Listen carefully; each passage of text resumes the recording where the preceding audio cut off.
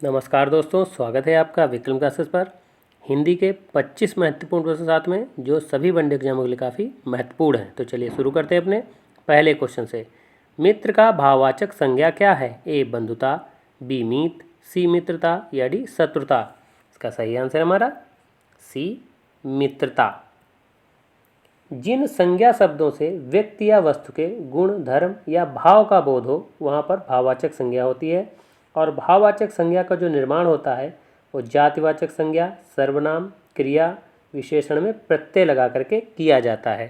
जैसे मित्र में मित्रता, तो ता प्रत्यय लगा करके इसको भाववाचक संज्ञा बनाया गया है। जैसे बंधु, बंधु से बंधुता, तो ता प्रत्यय लगाया गया, इसे भाववाचक संज्ञा बनाए। शत्रु में ता लगाकर प्रत्यय बनाया गया, शत्रुता।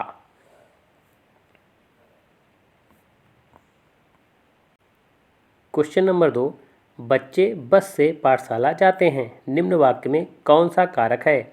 ए कर्म कारक, बी करण कारक, सी अपादान कारक या डी संप्रदान कारक। इसका सही आंसर हमारा बी करण कारक। करण कारक में जिसकी सहायता से जो कार्य संपन्न किया जाता है वो करण कारक होता है। तो इस वाक्य में आप देखेंगे जैसे कह रहा है बच्चे बस से पाठशाला जाते हैं, तो किसके द्वारा कार्य संपन्न किया जा रहा है? बस से। तो बस से पाठशाला जा रहे हैं तो इसलिए करण कारक होगा। और करण कारक में जो विभक्तियां प्रयोग होती हैं उसमें से, द्वारा, के साथ या के द्वारा प्रयोग किया जाता है। तो इसी में कह रहा है बच्चे बस से, तो बस से जा रहे हैं तो से विभक्ति का प्रयोग हुआ है, इसलिए इसमें करण कारक होगा। क्वेश्चन नंबर 3, आप भला तो जग भला में रेखांकित शब्द कौन सा सर्वनाम है? ए अनिश्चयवाचक, बी पुरुषवाचक, सी निजवाचक या डी निश्चयवाचक। का सही आंसर है हमारा सी निजवाचक। ऐसे सर्वनामिक शब्द जिनका प्रयोग स्वयं के लिए किया जाता है वो निजवाचक सर्वनाम कहलाते हैं। इसमें जैसे आप, स्वयं, अपना, आप ही, तो इस तरीके के शब्दों का प्रयोग होता है। क्वेश्चन नंबर 4, तीव्र शब्द की उत्तरावस्था निम्न में है? ए तीव्र, बी तीव्रतर, सी तीव्रतम या डी तीव्रता। तो इसका सही आंसर है हमारा बी तीव्रतर। चूँकि विशेषण की 3 अवस्थाएं होती हैं, मूल अवस्था, उत्तरावस्था और उत्तमावस्था, तो इस तरीके से तीव्र की उत्तरावस्था तीव्रतर होगी और जबकि उत्तमावस्था तीव्र की तीव्रतम होगी। क्वेश्चन नंबर 5, शिक्षक छात्र को हिंदी पढ़ाते हैं, इस वाक्य में किस प्रकार की क्रिया है? ए संयुक्त क्रिया, बी नामधातु क्रिया, सी अकर्मक क्रिया या डी द्विकर्मक क्रिया। का सही आंसर है हमारा डी द्विकर्मक क्रिया। चूँकि इसमें शिक्षक है वो कर्ता है और इसमें पढ़ना क्रिया है, और पढ़ना क्रिया है तो छात्र को हिंदी पढ़ाते हैं, तो इसमें छात्र और हिंदी ये 2 कर्म हैं, तो इस तरीके से ये द्विकर्मक क्रिया होगी। क्वेश्चन नंबर 6, उस डाली पर एक तोता बैठा है, वाक्य में प्रयुक्त काल क्या है? ए सामान्य भूतकाल, बी पूर्ण वर्तमान काल, सी पूर्ण भूतकाल या डी अपूर्ण भूतकाल। इसका सही आंसर हमारा बी पूर्ण वर्तमान काल। कह रहा उस डाली पर एक तोता बैठा है, तो वर्तमान काल की बात कर रहा है। क्वेश्चन नंबर 7, भाग की मारी तुम अब कहाँ जाओगी, निम्न वाक्य में किस प्रकार का पदबंध है? ए सर्वनाम पदबंध, बी विशेषण पदबंध, सी क्रिया विशेषण पदबंध या डी संज्ञा पदबंध। इसका सही आंसर है हमारा ए सर्वनाम पदबंध। अगर आप इस वाक्य को पढ़ेंगे तो कह रहा भाग की मारी तुम, और तुम क्या है? एक सर्वनाम है, इस तरीके से सर्वनाम पदबंध होगा। क्वेश्चन नंबर 8, मैं आगे चला गया और श्याम पीछे रह गया, निम्न में किस प्रकार का वाक्य है? ए संयुक्त वाक्य, बी मिश्र वाक्य, सी साधारण वाक्य या डी इनमें से कोई नहीं। इसका सही आंसर है हमारा ए संयुक्त वाक्य। चूँकि साधारण वाक्य और मिश्र वाक्य को मिलाकर के संयुक्त वाक्य बनता है और उनकी कुछ पहचान चिन्ह होते हैं, जैसे और, अथवा, इसलिए, लेकिन, इसमें, किंतु, परंतु। और इसमें और शब्द के द्वारा दो वाक्यों को जोड़ा गया है, तो ये एक पहचान चिन्ह है।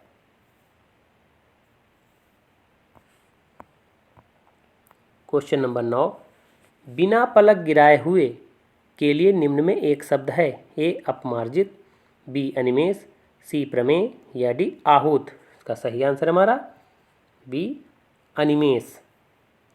जबकि अपमार्जित जो शुद्ध ना किया गया हो, प्रमेय जिसे प्रमाण द्वारा सिद्ध किया जा सके, और आहूत जिसे बुलाया गया हो। क्वेश्चन नंबर 10, छछूंदर के सिर पर चमेली का तेल का अर्थ है। ए अयोग्य व्यक्ति को अच्छी चीज़ देना, बी मिथ्या आडंबर, सी अधिक पाने की लालच करना या डी योग्य व्यक्ति को अच्छी चीज़ देना। इसका सही आंसर है हमारा ए अयोग्य व्यक्ति को अच्छी चीज़ देना। क्वेश्चन नंबर 11, धर्माधर्म शब्द में कौन सा समास है। ए द्विगु समास, बी द्वंद्व समास, सी कर्मधारय समास या डी बहुब्रीहि समास। इसका सही आंसर है हमारा बी द्वंद्व समास। क्योंकि द्वंद्व समास में विलोम शब्दों का प्रयोग होता है, तो अगर इसका विग्रह करेंगे तो कह रहा है धर्म अधर्म, तो धर्म अधर्म एक दूसरे के विलोम हैं और द्वंद्व समास में दोनों पद प्रधान होते हैं और इसमें और या अथवा समास विग्रह करने पर प्रयोग होता है और इसमें योजक चिन्ह का भी प्रयोग होता है। क्वेश्चन नंबर 12, अर्वाचीन शब्द का विलोम होगा। ए प्राचीन, बी अधुनातन, सी नवीन या डी सनातन। का सही आंसर है हमारा ए प्राचीन। अर्वाचीन का मतलब होता है नवीन या नया।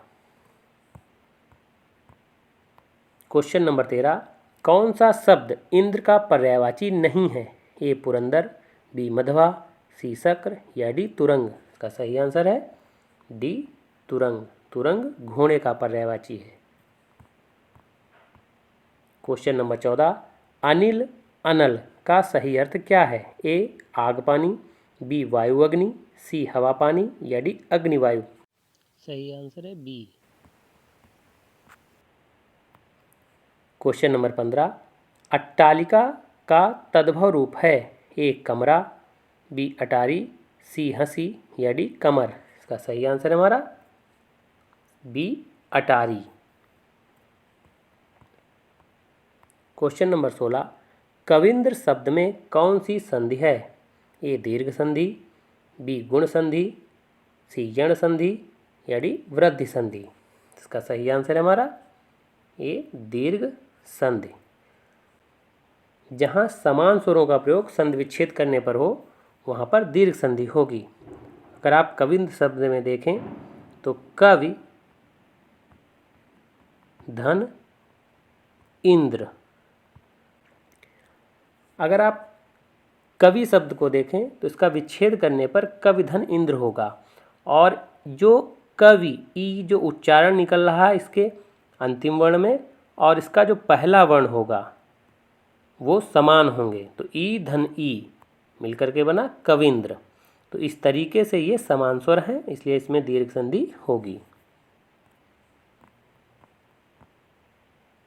क्वेश्चन नंबर 17, रहीमन पुत्री श्याम की मनहु जलज मधुकर लसय निम्न वाक्य में कौन सा अलंकार है। ए रूपक अलंकार, बी उत्प्रेक्षा अलंकार, सी संदेह अलंकार या डी श्लेष अलंकार। सही आंसर है हमारा बी उत्प्रेक्षा अलंकार। उत्प्रेक्षा अलंकार में जहाँ उपमेय में उपमान की संभावना प्रकट की जाए वहाँ उत्प्रेक्षा अलंकार होगा। इसके कुछ पहचान चिन्ह होते हैं, जैसे जनु, जानो, मनु, मानो, मनहु, जनहु, ज्यों, जैसे आदि शब्दों का प्रयोग पहचान के रूप में होता है। तो इसमें मनः जो ये शब्द है इससे ये पहचान हो रहा है कि ये उत्प्रेक्षा अलंकार है। क्वेश्चन नंबर 18, आगमन में उपसर्ग है ए आ, बी अ, सी आग या डी मन। इसका सही आंसर है हमारा आ। चूँकि उपसर्ग जो शब्दों के शुरुआत में प्रयोग किया जाए तो आगमन, इसका सही उपसर्ग होगा आ। क्वेश्चन नंबर 19, निम्न में कंठ तालव्य वर्ण है ए बी ओ औ, सी ई या डी उ ऊ। इसका सही आंसर है ए, जबकि ओ औ कंठोष्ठ वर्ण है, ई तालु वर्ण है और उ ओष्ठ वर्ण है। क्वेश्चन नंबर 20, तूफान किस भाषा का शब्द है ए तुर्की, बी अरबी, सी फारसी या डी चीनी। का सही आंसर है हमारा डी चीनी। क्वेश्चन नंबर 21, फल का बहुवचन रूप होगा ए फलों, बी फल, सी फलें या डी फलाओं। का सही आंसर है बी फल। क्योंकि आप अगर इसका वाक्य में प्रयोग करके देखें तो कह रहा उसने 10 किलो फल खरीदे, तो कहीं पर भी फलों या फलें का प्रयोग नहीं हुआ है, तो फल का फल ही बहुवचन और एक वचन रूप होता है। क्वेश्चन नंबर 22, मोहन एक अच्छा विद्यार्थी है, वाक्य में विशेष से है ए मोहन, बी एक, सी अच्छा या डी विद्यार्थी। तो इसका सही आंसर है हमारा डी विद्यार्थी। चूँकि जिसकी विशेषता बताई जाती है वो विशेष से होता है और यहाँ विद्यार्थी की विशेषता बताई जा रही कि वो क्या है, अच्छा है, तो इसलिए विशेष से क्या है, विद्यार्थी।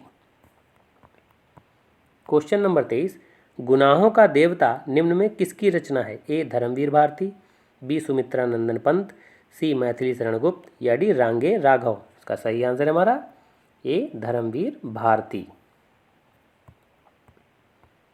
क्वेश्चन नंबर 24, व्यवसाय संबंधी पत्र में संबोधन क्या होगा ए परम पूज्य, बी महोदय, सी प्रिय या डी आदरणीय। इसका सही आंसर है हमारा बी महोदय।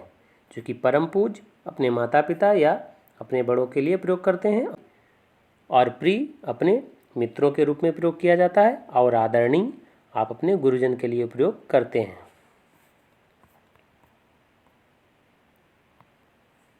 क्वेश्चन नंबर 25, चेहरे पर हवाइयाँ उड़ना मुहावरे का अर्थ है ए घबरा जाना, बी तेजी से चलना, सी क्रोधित होना या डी जवाब न देना। इसका सही आंसर है ए घबरा जाना।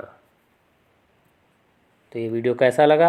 अगर अच्छा लगा हो तो लाइक करें, शेयर करें और सब्सक्राइब करें। धन्यवाद दोस्तों।